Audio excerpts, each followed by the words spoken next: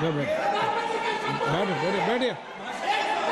आदरणीय अध्यक्ष जी, देश की सेना ने सफलतापूर्वक सर्जिकल स्ट्राइक की तो तुरंत कांग्रेस वालों ने सेना से सबूत मांगे थे, लेकिन जब उन्होंने देश का मूड देखा, देश का मिजाज देखा, तो सुर उनके बदलने लगे और बदल करके क्या कहने लगे। कांग्रेस के लोगों ने कहा, ये सर्जिकल स्ट्राइक क्या बड़ी बात है, ये तो हमने भी की थी। एक ने कहा 3 सर्जिकल स्ट्राइक की थी, दूसरे ने कहा 6 सर्जिकल स्ट्राइक की थी, तीसरे ने कहा 15 सर्जिकल स्ट्राइक की थी। जितना बड़ा नेता उतना बड़ा आंकड़ा चल रहा था।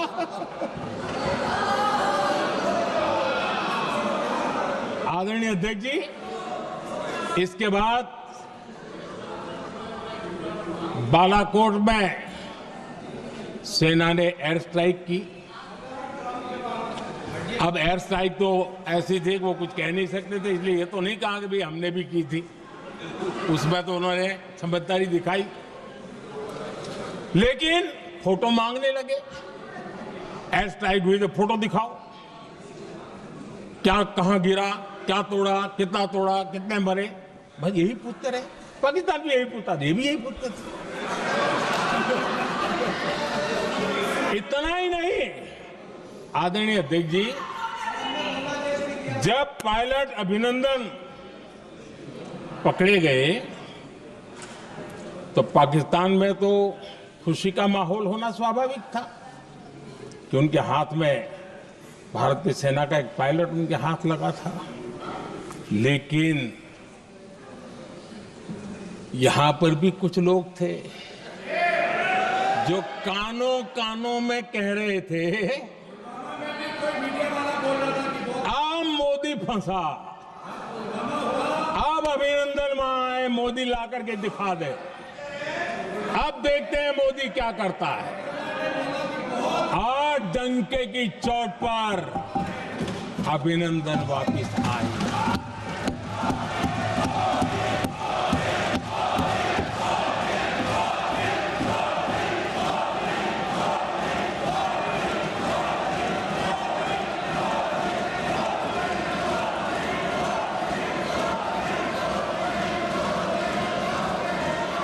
अभिनंदन को ले आए तो इनकी बोलती बंद हो गई। इनको लगा यार ये नसीब वाला आदमी है, हमारा हथियार हाथ से निकल गया।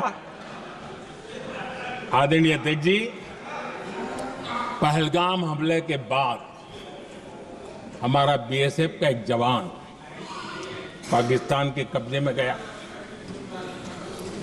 तो फिर इनको लगा वाह बड़ा मुद्दा हाथ में आ गया है, हम मोदी फंस जाएगा। अब तो मोदी की फजीयत जरूर होगी और उनकी इकोसिस्टम ने सोशल मीडिया में बहुत सारी कथाएं वायरल की कि ये बीएसएफ के जवान का क्या होगा, उसके परिवार का क्या होगा, ये वापस आएगा, कब आएगा, कैसे आएगा, न जाने क्या क्या चला दिया। आदरणीय अध्यक्ष जी, बीएसएफ का वो जवान भी आन बान शान के साथ वापस आया।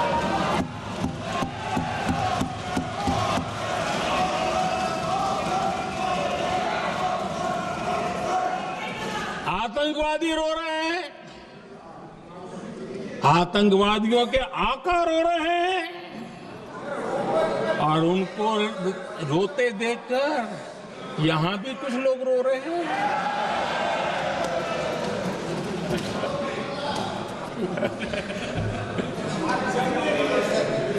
अब देखिए सर्जिकल स्ट्राइक चल रही थी, उसके बाद उन्होंने एक खेल खेलने की कोशिश की, बात जमी नहीं। एयर स्ट्राइक हुई तो दूसरा खेल खेलने की कोशिश की, वो भी जमी नहीं। जब ये ऑपरेशन सिंदूर हुआ तो उन्होंने नया पैंतरा शुरू किया। और क्या शुरू किया? रोक क्यों दिया? पहले तो मानने को तैयार नहीं थे कि मुक्त करते, अब कहते रोक क्यों दिया? बाहरे बयान बहादुरों,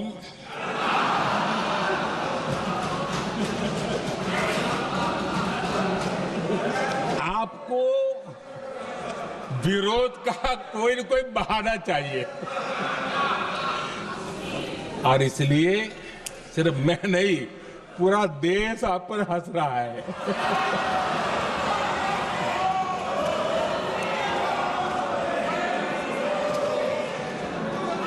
आदरणीय अध्यक्ष जी,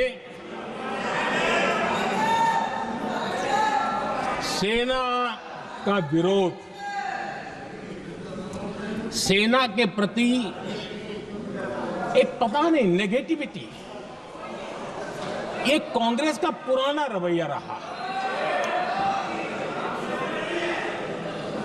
देश ने अभी अभी करगिल विजय दिवस मनाया,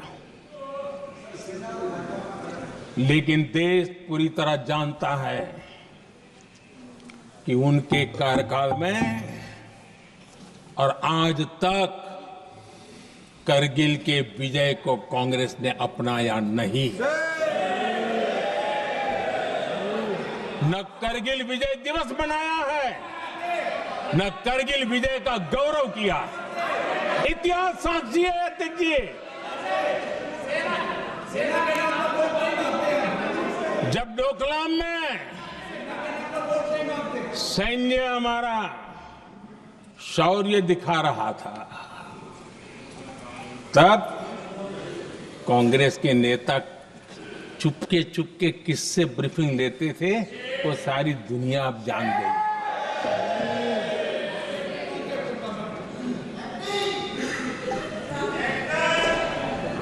आप निकाल दीजिए पाकिस्तान के सारे बयान और यहां हमारा विरोध करने वाले लोगों के बयान, फुल स्टॉप कॉमा के साथ एक है। क्या कहेंगे इसको?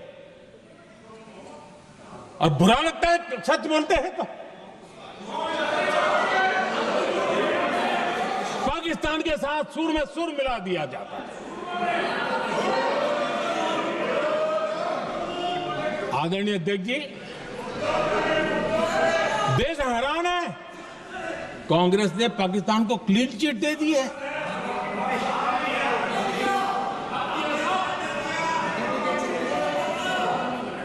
उनकी ये हिम्मत, और इनकी आदत जाती नहीं है, ये हिम्मत कि पहलगाम के आतंकी पाकिस्तानी थे, इसका सबूत दो।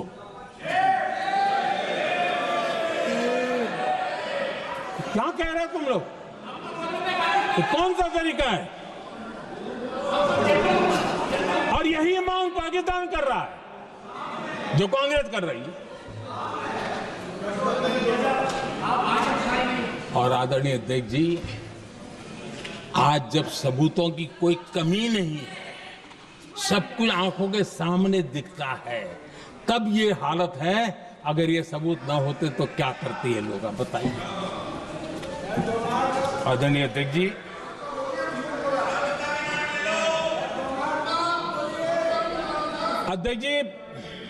ऑपरेशन सिंदूर के एक पार्ट की तरफ तो चर्चा भी बहुत होती है, ध्यान भी जाता है, लेकिन देश के लिए कुछ गौरव की क्षणें होती हैं, ताकत की परिचय होता है, उसकी तरफ भी ध्यान जाना बहुत आकर्षित है।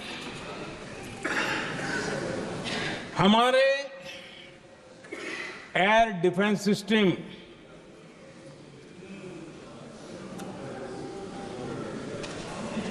दुनिया में इसकी चर्चा है। हमारे एयर डिफेंस सिस्टम ने पाकिस्तान की मिसाइल और ड्रोन्स उसको तिनके की तरफ बिखेर दिया था।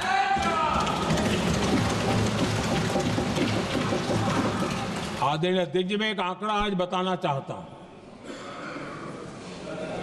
पूरा देश गर्व से भर जाएगा। कुछ लोगों का क्या होगा मैं नहीं जानता।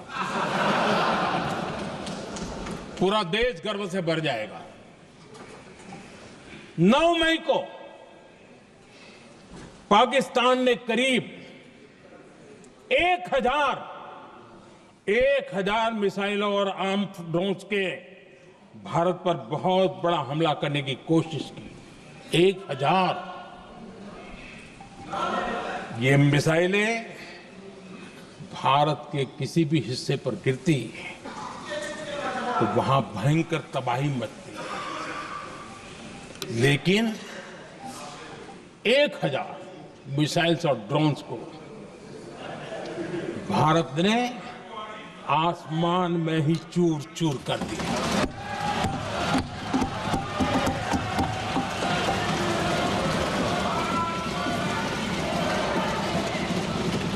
हर देशवासी को इससे गर्व हो रहा। लेकिन जैसे कांग्रेस के लोग इंतजार कर रहे थे, कुछ तो गड़बड़ होगी यार, मोदी मरेगा, कहीं तो फंसेगा।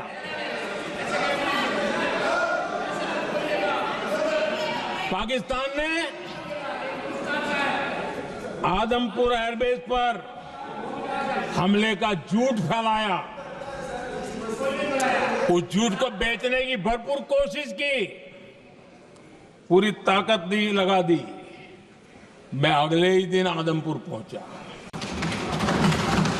और खुद जाकर के उनके झूठ को मैंने बेनकाब कर दिया। तब जाकर के उनको अकल ठिकाने लगी कि अब ये झूठ चलने वाला नहीं है। आदरणीय अध्यक्ष जी, जो हमारे छोटे दलों के साथी हैं, जो राजनीति में नए हैं, उनको कभी शासन में रहने का अवसर नहीं मिला, उनसे कुछ बातें निकलती मैं समझ सकता हूं। लेकिन कांग्रेस पार्टी ने इस देश में लंबे समय तक राज किया है। उसको शासन की व्यवस्थाओं का पूरा पता है। उन चीजों से वो निकले हुए लोग हैं। उनके लिए शासन व्यवस्था क्या होती है इसकी समझ पूरी है, अनुभव है उनके पास। उसके बाद भी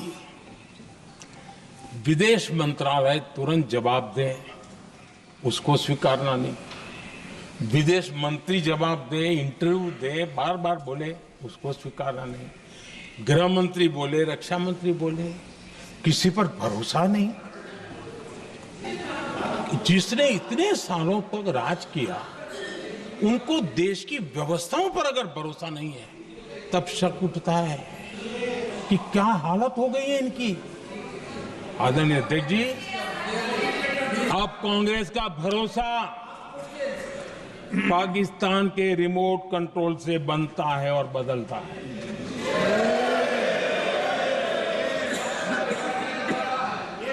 आदरणीय अध्यक्ष जी, एक बिल्कुल कांग्रेस के नए सदस्य, यानी उनको तो क्षमा करनी चाहिए, नए सदस्य को क्या कहेंगे, लेकिन कांग्रेस के आका जो उनको लिख करके देते हैं और उनसे बुलवाते हैं, खुद में हिम्मत नहीं है, उनसे बुलवाते हैं कि ऑपरेशन सिंदूर ये तो तमाशा था, ये आतंकवादियों ने जिन 26 लोगों को मौत के घाट उतारा था ना, उस भयंकर क्रूर घटना पर ये तेजाब छिड़कने वाला पाप है। तमाशा कहते हो? आपकी असहमति हो सकती है, और ये कांग्रेस के नेता बुलवाते हैं।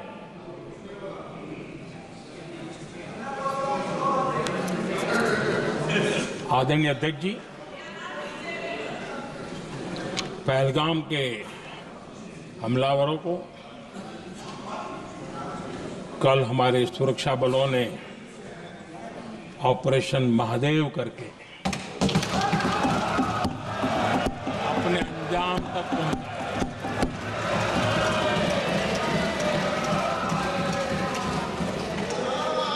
लेकिन मैं हैरान हूं, यहां ठहाके लगा के पूछा गया कि आखिर ये कल ही क्यों हुआ।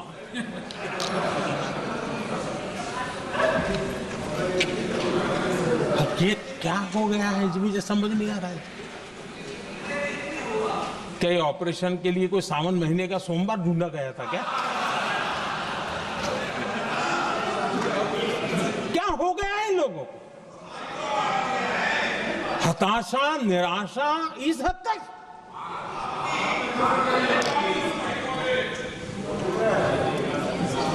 और देखिए मजा, पिछले कई सप्ताह से हाँ ऑपरेशन सिंदूर वगैरह तो ठीक है, पहलगाम के आतंकियों का क्या हुआ, पहलगाम के आतंकियों का।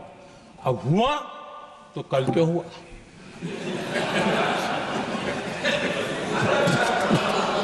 और कल ही क्यों हुआ? क्या हाल है अध्यक्ष जी का। आदरणीय अध्यक्ष जी,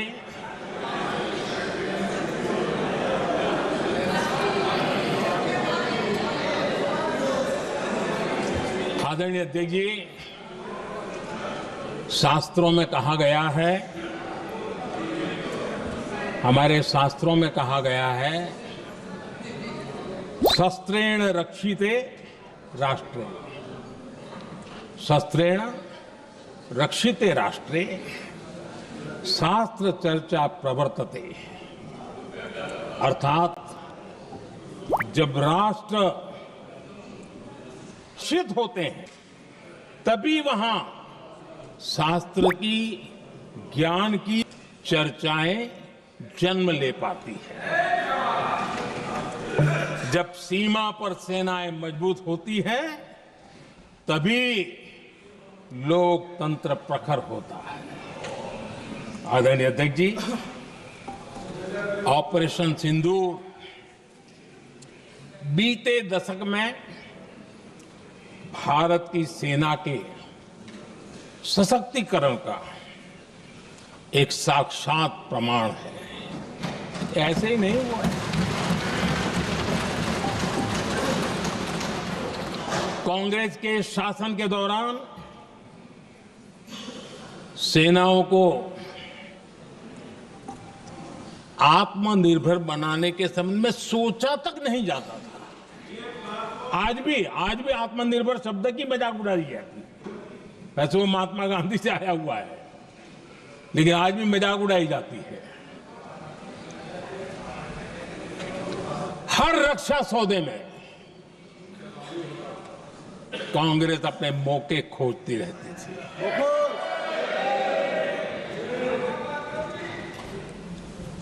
छोटे छोटे हथियारों को लिए विदेशों पर निर्भरता, ये इनका कार्यकाल रहा है।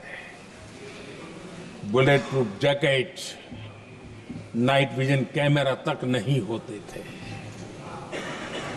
और लंबा लिस्ट है, जीप से शुरू होता है, बफो, हेलीकॉप्टर, हर चीज के साथ घोटाला जुड़ा हुआ है।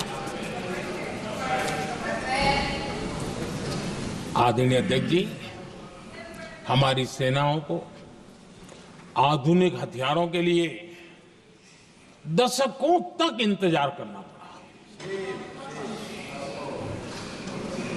आजादी के पहले, और इतिहास गवाह, एक जमाना था जब डिफेंस मैन्युफैक्चरिंग में भारत का आवाज सुनाई देती थी। जिस समय तलवारों से लड़ा जाता था ना, तब भी तलवारें भारत की श्रेष्ठ मानी जाती थी। हम डिफेंस के इक्विपमेंट में आगे थे। लेकिन आजादी के बाद जो एक मजबूत डिफेंस इक्विपमेंट मैन्युफैक्चरिंग का हमारा दायरा था, जो हमारा पूरा इकोसिस्टम था, उसको सोच समझ करके तबाह कर दिया गया, उसको दुर्बल किया गया।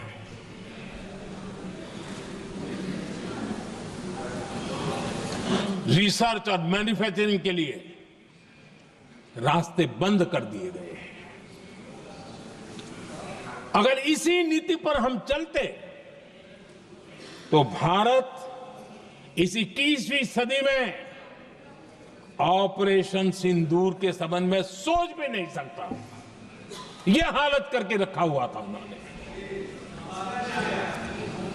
भारत को सोचना पड़ता कि अगर कोई एक्शन लेना है तो शस्त्र कहां से मिलेंगे, साधन कहां से मिलेगा, बारूद कहां से मिलेगा, समय पर मिलेगा या नहीं मिलेगा, बीच बचाव में रुकता नहीं जाएगा, ये टेंशन पालना पड़ता है।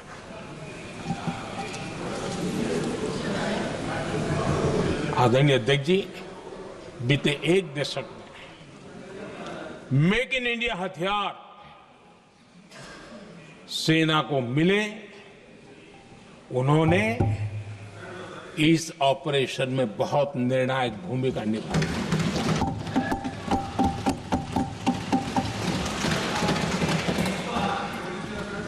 आदरणीय अध्यक्ष जी, एक दशक पहले भारत के लोगों ने संकल्प लिया, हमारा देश सशक्त, आत्मनिर्भर और आधुनिक राष्ट्र बने। रक्षा, सुरक्षा, हर क्षेत्र में बदलाव के लिए एक के बाद एक ठोस कदम उठाए गए, सीरीज ऑफ रिफॉर्म्स किए गए और देश में सेना में जो रिफॉर्म्स हुए हैं, जो आजादी के बाद पहली बार हुए।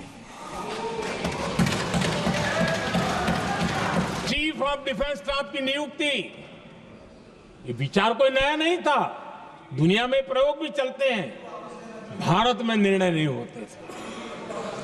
हमने, ये बहुत बड़ा रिफॉर्म था, हमने किया और बहुत ही, मैं हमारी तीनों सेनाओं का अभिनंदन करता हूं कि इस व्यवस्था को उन्होंने दिल से सहयोग किया है, दिल से स्वीकार किया है। सबसे बड़ी ताकत जॉइंटनेस और इंटीग्रेशन की। इस समय नेवी हो, एयरफोर्स हो, आर्मी हो, ये इंटीग्रेशन और जॉइंटनेस ने हमारी ताकत को अनेक गुना बढ़ा दिया और उसका परिणाम भी हमें नजर में आया है, ये हमने करके दिखाया। सरकार की जो डिफेंस प्रोडक्शन की कंपनियां थी, उसमें हमने रिफॉर्म किए। शुरुआत में वहां पर आग लगाना, आंदोलन करवाना, हड़तालें करवाने के खेल चल रहे थे, अभी भी बंद नहीं हुए हैं, लेकिन देश हित को सर्वोपरि मान करके उन डिफेंस इंडस्ट्री के हमारे जो लोग थे सरकारी व्यवस्था में, उन्होंने इसको मन से लिया, रिफॉर्म को स्वीकार किया और वो भी आज बहुत प्रोडक्टिव बन गए। इतना ही नहीं, हमने प्राइवेट सेक्टर के लिए भी डिफेंस के दरवाजे खोल दिए हैं और आज भारत का प्राइवेट सेक्टर आगे आ रहा है। आज स्टार्टअप्स डिफेंस के क्षेत्र में हमारे 27-30 साल के नौजवान, टियर 2, टियर 3 सिटी के नौजवान, कई कुछ जगह तो बेटियां स्टार्टअप का नेतृत्व कर रही है। डिफेंस के सेक्टर में सैकड़ों की तादाद में आज स्टार्टअप काम कर रहे हैं। ड्रोन्स, एक प्रकार से मैं कह सकता हूं, ड्रोन्स की जितनी भी एक्टिविटी हमारे देश में हो रही है, शायद एवरेज 30-35 की उम्र होगी, जो लोग कर रहे हैं वो सारे लोग, और सैकड़ों की तादाद में कर रहे हैं। और उसका ताकत, क्योंकि इनका भी योगदान था इसमें, जिन्होंने इस प्रकार के प्रोडक्शन किए हैं, और वो हमें ऑपरेशन सिंदूर में बहुत काम आए। मैं उन सबके प्रयासों को बहुत साधुवाद करता हूं और मैं उनको विश्वास दिलाता हूं, आगे बढ़िए, अब देश रुकने वाला नहीं है। आदरणीय अध्यक्ष जी, डिफेंस सेक्टर में मेक इन इंडिया ये नारा नहीं था, हमने इसके लिए बजट पॉलिसी में जो परिवर्तन करना था, जो नए इनिशिएटिव ले रहे थे, वो नए इनिशिएटिव लिए।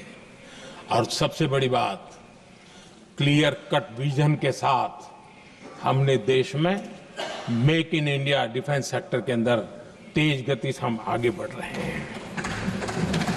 आदरणीय अध्यक्ष जी, एक दशक में डिफेंस का बजट लगभग पहले से 3 गुना हुआ है।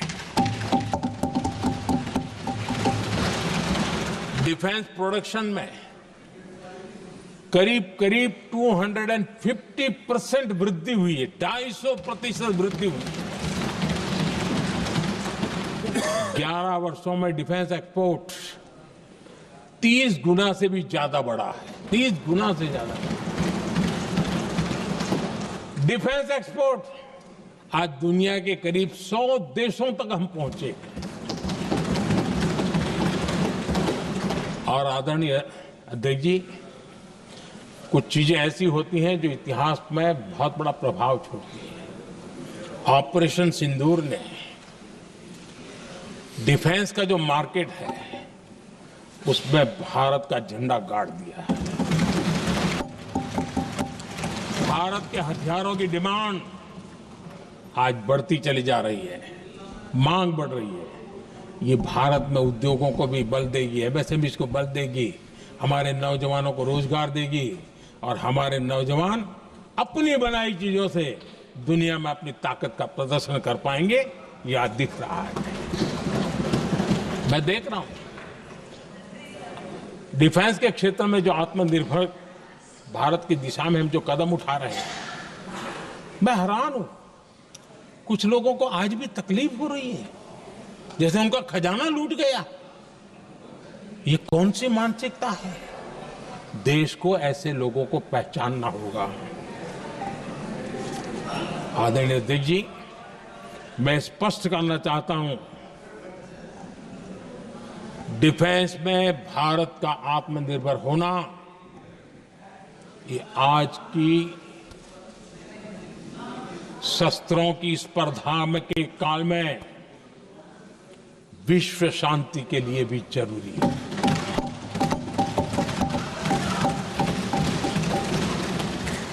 मैं पहले भी कह चुका हूं, भारत युद्ध का नहीं बुद्ध का देश है। हम समृद्धि शांति चाहते हैं, लेकिन हम ये कभी न भूले कि समृद्धि का और शांति का रास्ता शक्ति से ही गुजरता है।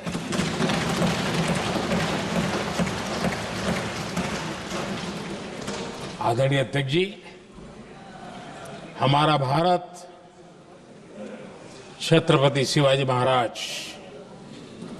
महाराजा रणजीत सिंह, राजेंद्र चोला, महाराणा प्रताप, लसित बोरफुकन और महाराजा सुहेलदेव का देश है।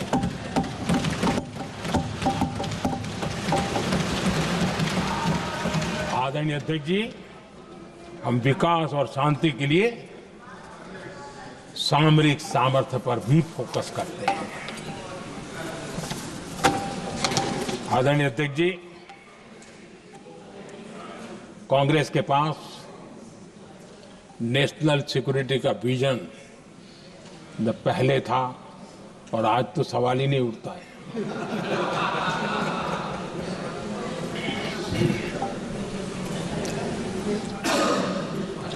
कांग्रेस ने हमेशा नेशनल सिक्योरिटी पर समझौता किया। आज जो लोग पूछ रहे हैं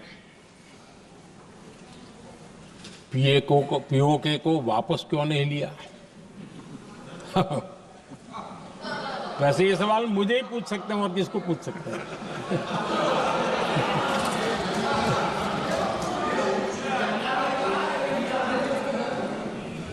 लेकिन इसके पहले जवाब देना होगा पूछने वालों को।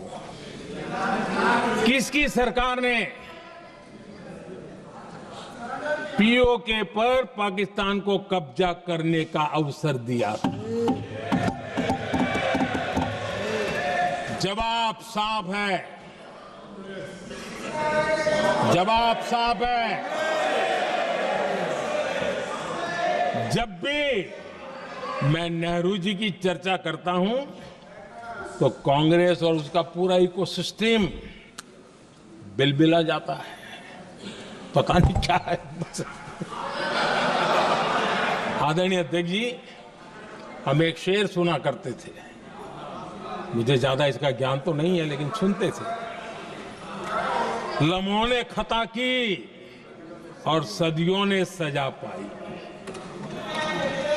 आजादी के बाद से ही जो फैसले लिए गए उनकी सजा आज तक देश भुगत रहा है।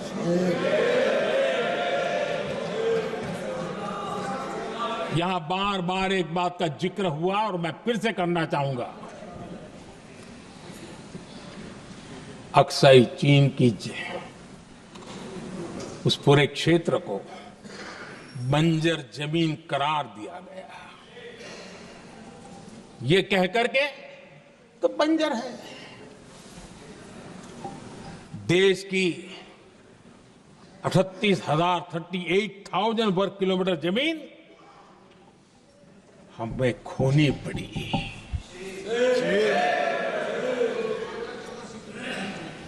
आदरणीय अध्यक्ष जी, मैं जानता हूं मेरी कुछ बातें चुभने वाली है। 1962 और 1963 के बीच कांग्रेस के नेता जम्मू कश्मीर के पूंछ, उरी, नीलम वैली और किशनगंगा को छोड़ देने का प्रस्ताव रख रहे थे। भारत की भूमि, आदरणीय अध्यक्ष जी, और वो भी लाइन ऑफ पीस के नाम पर किया जा रहा था। 1966 रण ऑफ कच्छ पर इन्हीं लोगों ने मध्यस्थता स्वीकार की। ये था उनका राष्ट्रीय सुरक्षा का विजन। एक बार फिर उन्होंने भारत का करीब 800 वर्ग किलोमीटर क्षेत्र पाकिस्तान को सौंप दिया, जिसमें छड़बेट भी शामिल है, कि कहीं उसको छड़ाबेट भी कहते हैं। 1965 की जंग में हाजीपीर पास को हमारी सेना ने वापस जीत लिया था, लेकिन कांग्रेस ने उसे फिर लौटा दिया। 1971 पाकिस्तान के 93,000 फौजी हमारे पास बंदी थे। पाकिस्तान का हजारों वर्ग किलोमीटर एरिया हमारी सेना ने कब्जा किया था। हम बहुत कुछ कर सकते थे, विजय की स्थिति में थे। उस दौरान अगर थोड़ी सा विजन होता, थोड़ी सी समझ होती, तो पीओके वापस लेने का निर्णय हो सकता। वो मौका था, वो मौका भी छोड़ दिया गया।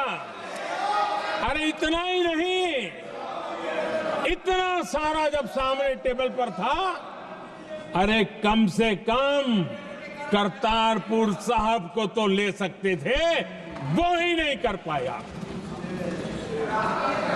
1974 श्रीलंका को कच्चथीवू द्वीप को गिफ्ट कर दिया गया। आज तक हमारे मछुआरे भाई बहनों को इससे परेशानी होती है, उनकी जान पर आफत आती है। क्या गुनाह था तमिलनाडु के मेरे फिशरमैन भाई बहनों का, कि आपने उनका हक छीन लिया और दूसरों को गिफ्ट कर दिया?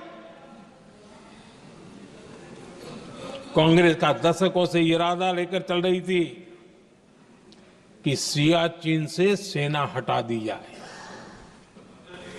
आदरणीय अध्यक्ष जी, 2014 में देश ने इनको मौका नहीं दिया, वरना आज सियाचिन भी हमारे पास नहीं होता।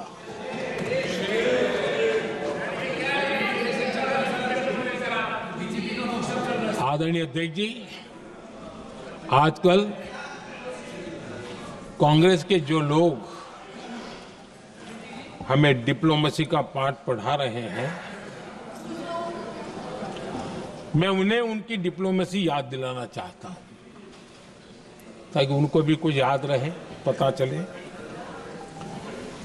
26/11 जैसे भयंकर हमले के बाद बहुत बड़ा आतंकी हमला था। कांग्रेस का पाकिस्तान से प्रेम नहीं रुका। इतनी बड़ी घटना 26/11 की हुई थी। विदेशी दबाव में हमले के कुछ हफ्तों के भीतर ही कांग्रेस सरकार ने पाकिस्तान से बातचीत शुरू कर दी। आदरणीय अध्यक्ष जी,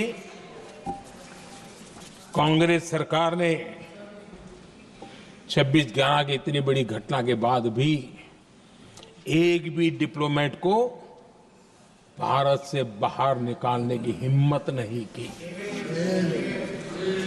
छोड़ो, इसे एक वीजा तक कैंसिल नहीं किया, एक वीजा तक कैंसिल नहीं कर पाए थे। देश पर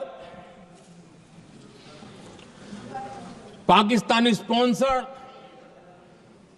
बड़े बड़े हमले होते गए, लेकिन यूपीए सरकार ने पाकिस्तान को मोस्ट फेवर्ड नेशन का दर्जा देकर रखा था। वो कभी वापस नहीं लिया था। एक तरफ देश मुंबई के हमले का ये न्याय मांग रहा था, दूसरी तरफ कांग्रेस पाकिस्तान के साथ व्यापार करने में लगी थी।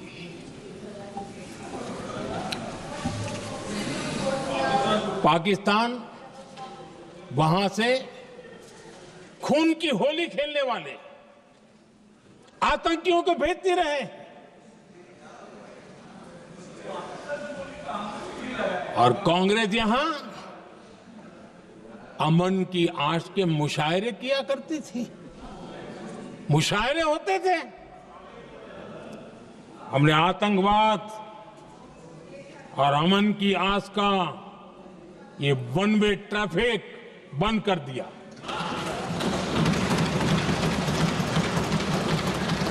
हमने पाकिस्तान का MFN का दर्जा रद्द किया, वीजा बंद किया।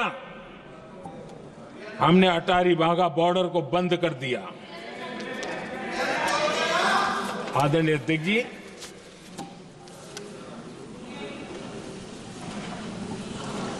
भारत के हितों को गिरवी रख देना, ये कांग्रेस की पार्टी की पुरानी आदत है। इसका सबसे बड़ा उदाहरण सिंधु जल समझौता है। सिंधु जल समझौता किसने किया? नेहरू जी ने किया। और मामला किससे जुड़ा था?